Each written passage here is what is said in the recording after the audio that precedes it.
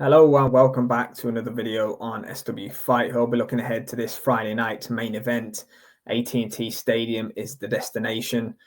Jake Paul versus Mike Tyson. It's here and it's happening. It's fight week now. We're only a few days away. I was skeptical as to whether the fight would happen in the first place, especially after Tyson pulled out the first time. I believe that people around him might have got in his ear to tell him that it's not really the right thing to be doing at 58 years old. He's got all the money in the world.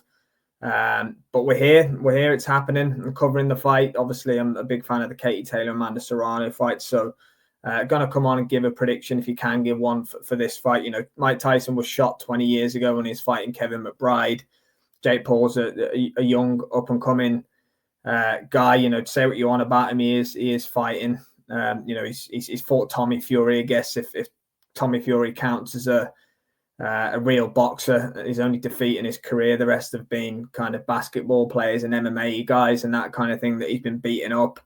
Last time out against Mike Perry was a solid enough performance. Mike Perry, again, another MMA guy who's been fighting in bare knuckle, but there's no doubt about it. Jake Paul is improving.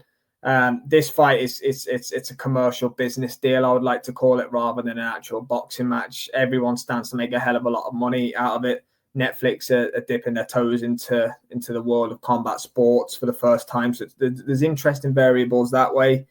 You know, no doubt about it, though, Jake Paul's got to be a resounding favorite in this fight. He's in his mid to late 20s, I believe. Mike Tyson's a 58-year-old man. Don't get me wrong, Mike looks in great shape.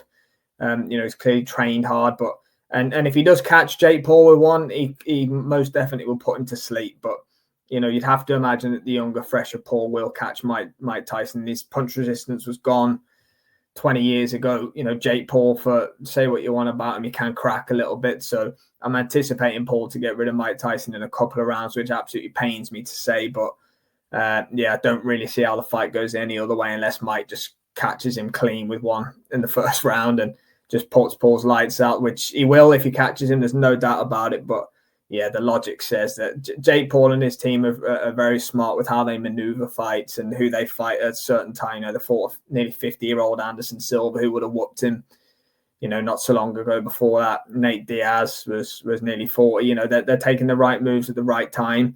This is a huge opportunity to bolster his profile and his legitimacy as a boxer, even though it's against a nearly 60-year-old man. But yeah, I just don't see how Paul doesn't win this fight. Unfortunately, I just hope that nobody gets hurt in this. That's the big thing, because it's going to be a terrible, terrible look for everybody involved. But we'll see how it goes down Friday night, Arlington, Texas, the AT&T Stadium. It's Paul versus Tyson. Thanks for watching, guys.